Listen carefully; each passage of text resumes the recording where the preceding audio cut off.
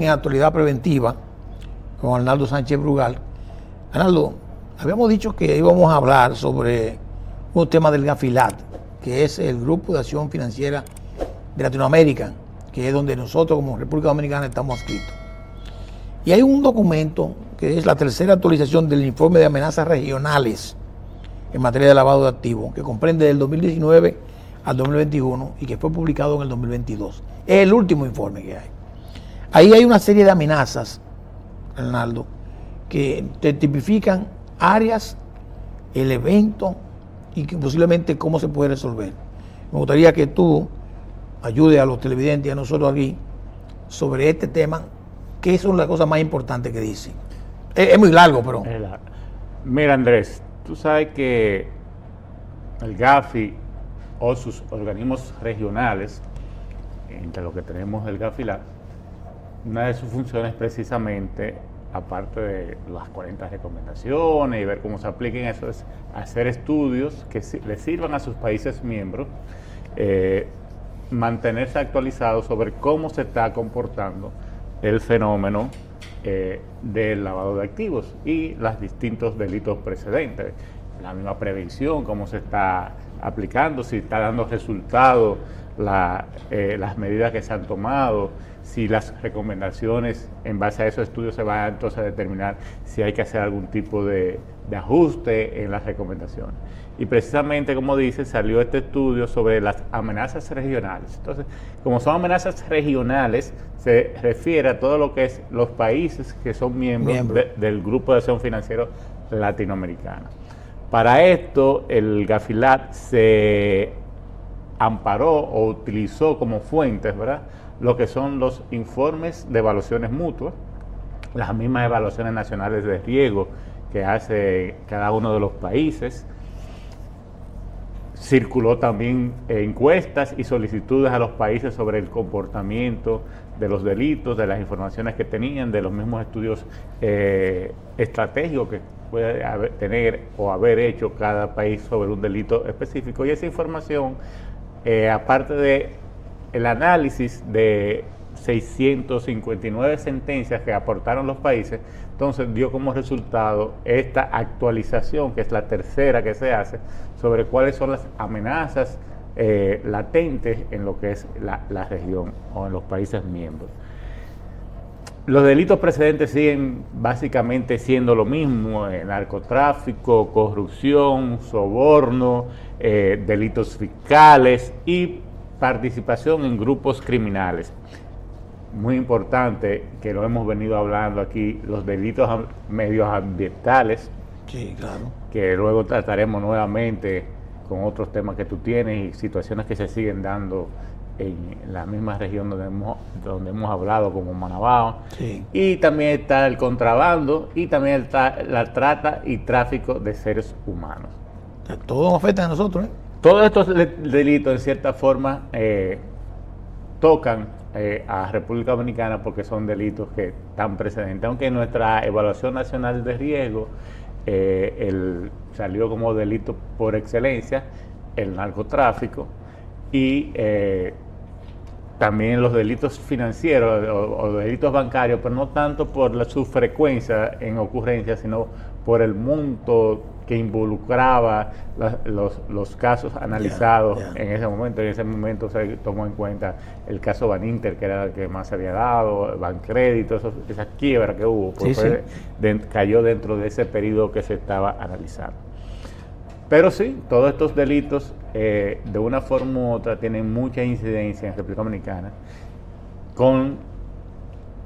no siendo ajenos a República Dominicana a la misma realidad que veremos más adelante, que hay con el delito medioambiental, que es un delito como que los países todavía no lo asumen con la debida fortaleza que debe tenerse. Este estudio también analizó cuáles eran las técnicas más utilizadas para cometer el delito precedente, y sigue siendo la creación de estructura jurídica con un 52% de los casos analizados, el testaferrato, que representó un 31%, wow, y el pitufeo o fraccionamiento de dinero, que terminó con un 11%.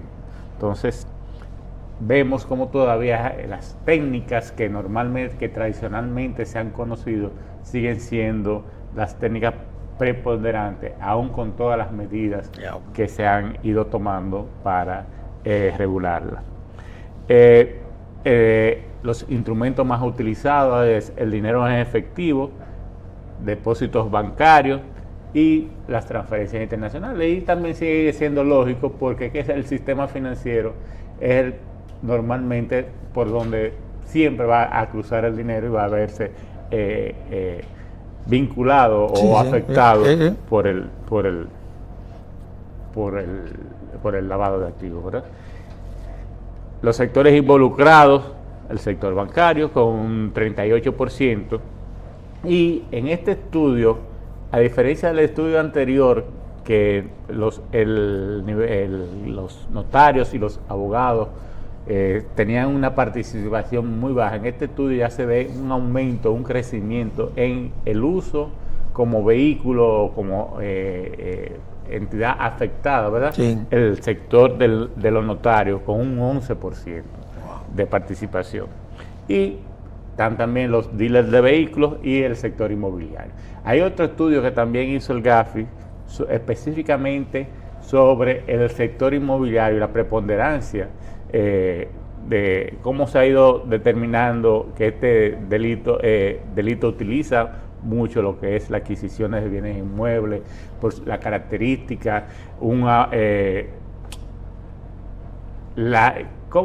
normalmente cuando tú tienes una inmobiliaria, tú tienes ese cliente por una sola ocasión, te compró un inmueble, o sea, es que todo ese proceso de debida diligencia es un poquito más difícil de tú mantenerlo o de monitorear transacciones, porque el cliente lo que hace es que te compra un inmueble en una ocasión y ya no vuelve a tener ningún tipo de contacto contigo, a diferencia de lo que es, por ejemplo, las operaciones bancarias, que el cliente transa constantemente y con sistemas de monitoreo de eso tú puedes ir detectando situaciones irregulares que permitan combatir el lavado de activos. Claro. Pero eso es análisis tal vez de otro programa, lo del sector inmobiliario en sí.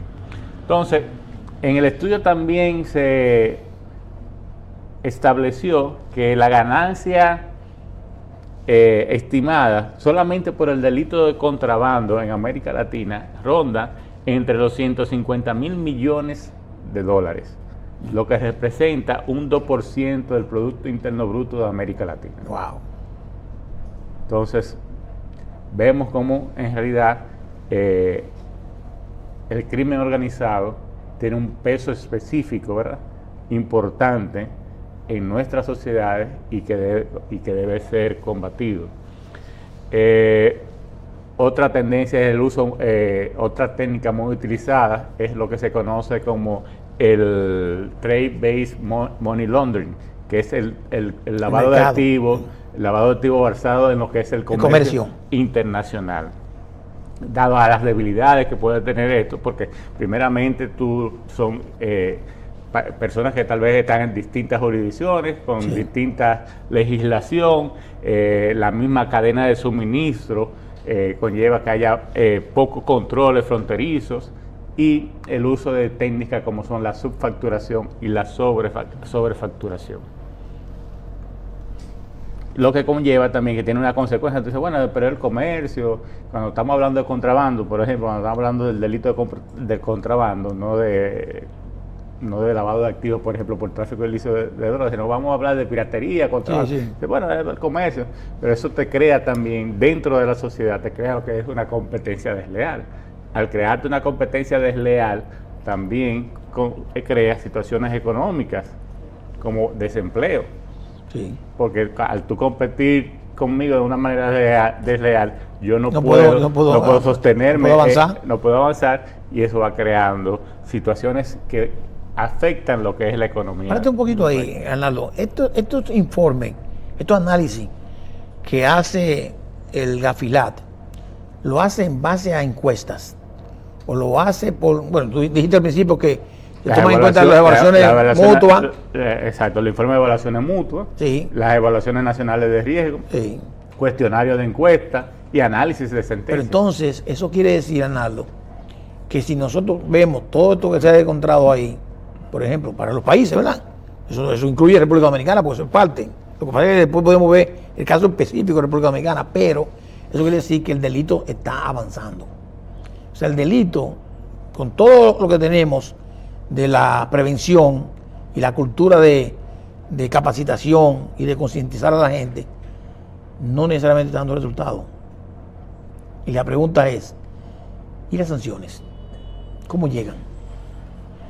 Mira, ahora mismo aquí no te puedo dar números específicos de sanciones, pero se ha visto en los procesos precisamente de evaluaciones mutuas, se ha visto como si ha habido un aumento en la judicialización de casos y en la confiscación de bienes en muchos de los países. Otros países todavía tienen las debilidades para lo que es la aplicación efectiva de la legislación. Tienen muy buena legislación, pero cuando se analizan la parte de lo que son los resultados inmediatos, que es la eficacia de la aplicación de esas leyes, se ve que todavía existen ciertas fuertes debilidades, principalmente en lo que es en el proceso de análisis de información financiera y del uso de esa información por las autoridades judiciales. No tanto de las unidades de análisis financiero no cumplir con su rol, sino que tanto uso ese Ministerio Público hace de esa información o de las ventajas que le da esa información al momento de judicializar el delito. Muchas veces que es la realidad de la República Dominicana, por ejemplo, si vemos el informe de evaluación mutua y las estadísticas, muchas veces se persigue el delito precedente, pero no se hace una investigación financiera para perseguir el dinero de ese delito, que es el lavado de activos. Y no es correcto. Y muchas veces aquí, en mi experiencia que tuve en la unidad de análisis financiero como director de la dirección de análisis, que es la que se encarga de hacer precisamente esos informes de inteligencia para el Ministerio Público, la mayoría de las veces esos informes no eran usados por el Ministerio Público, no eran explotados. Muchas veces no llegan, y si llegan se guardan. Se le daba prioridad a esos casos de cooperación internacional porque ya vienen armados y es más fácil trabajar en eso que comenzar a perseguir y a investigar y buscar la información para obtener resultados. Claro. Si analizamos también los informes estadísticos publicados después del 2022, vemos que la tendencia no ha variado. Sí. O sea, mucha asistencia técnica, pero a los informes de inteligencia espontánea, que es donde está la parte esta de la prevención, que es de los análisis de las informaciones que uno tiene de los sujetos obligados, sigue siendo todavía subutilizada por las autoridades judiciales. Teniendo la plataforma y todo eso ahí. Teniendo plataforma y teniendo... todavía existen limitaciones tal vez tecnológicas, no es que no es que la UAF tenga los mejores instrumentos tecnológicos, pero existe. Y las informaciones que se proveían por lo menos durante mi gestión, incluso cuando los evaluadores vieron que la información que se proveía desde la unidad de análisis financiero en realidad le agregaba valor, o sea, tenía un valor agregado para el Ministerio Público. Otra cosa era el uso que ellos le dieran a esa información. Continúa. Mira, hablábamos de lo que eran las técnicas utilizadas en el lavado de activos en el comercio internacional y te mencionaba lo que es la subfacturación o la sobrefacturación. Como su nombre lo dice, la subfacturación es cuando tú algo lo pones por debajo del valor de su valor real para entonces pagar menos impuestos o poder justificar con que yo compré esto a 5 y lo vendí a 10, pero mentira, a lo mejor tú lo compraste a 10, pero esos otros 5 que hay de diferencia son el dinero producto de algún tipo de ilícito. Pero ya solamente con la evasión fiscal tú estarías... Pero eso crea también un problema de competencia desleal a los otros. Entonces, realmente el problema lo duplica. Y también se logra el mismo efecto con lo que es la sobrefacturación. Lo pongo a un precio mayor, aunque pague más impuestos, tengo un margen más grande para introducir el dinero ilícito como justificante de esa mercancía. otras veces es que se hacen falsas declaraciones, no se declara todo lo que tiene, Sí. o se declara que se trajo algo que no se trajo, o se hacen para la misma importación, se hace una misma factura, y esa misma factura, o sea, voy a importarte 100 carros, y esa factura, eso es una sola operación, pero esa factura yo la divido en distintas facturas de distintos pagos, lo que me permite. ¿Eso es estratificación? Eso podría ser un tipo de pitufeo, de estratificación, exactamente.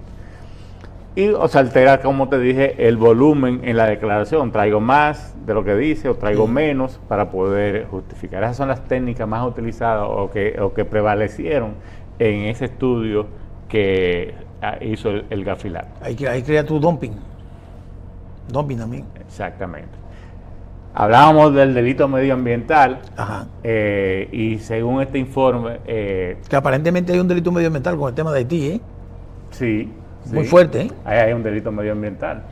Porque ¿qué es el delito medioambiental? Como dijimos, la tala de árboles, la minería ilegal, los desechos sólidos tóxicos mal manejados, el tráfico de desechos peligrosos y electrónicos, la destrucción medioambiental, que es precisamente lo que hace. Y todos esos recursos, ¿no?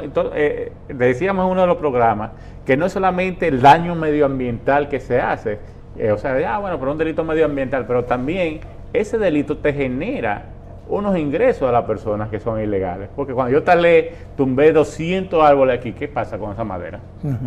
Yo la vendo y tengo un ingreso por eso. Claro, entonces, claro. Por eso es que se habla de lavado de activos y su persecución. Entonces, en este estudio se estableció que solamente con la deforestación se estiman que las ganancias por este delito andan entre los 51 y los 152 mil millones de dólares. Wow. En la minería ilegal existen flujos ilícitos entre los 12 y 48 mil millones de dólares. Y son ganancias fáciles de introducir al sistema financiero, porque por lo que te digo, yo estoy construyendo este proyecto residencial, dale árbol, vendí la madera y tengo la justificación. Ya. Pero ese dinero viene de una actividad ilícita que acabo de cometer, que no se tiene la conciencia de que es un delito precedente. Está bien, vamos a hacer la segunda pausa. Arnaldo, está muy interesante los temas y ojalá que la gente lo escuche, lo entienda, y si tiene duda, entre ahí en la página web, tenemos muchísima información puede entrar a Gafilab, puede entrar a Gafi, puede entrar a ECAMS, puede entrar también a la FI, ¿cómo se llama el organismo que certifica a las entidades financieras? Están en Miami. Tú hablas FIBA. FIBA. Es una asociación de... Igual que ECAMS. Igual que ECAMS, cada uno en su lugar. Vamos a hacer una pausa.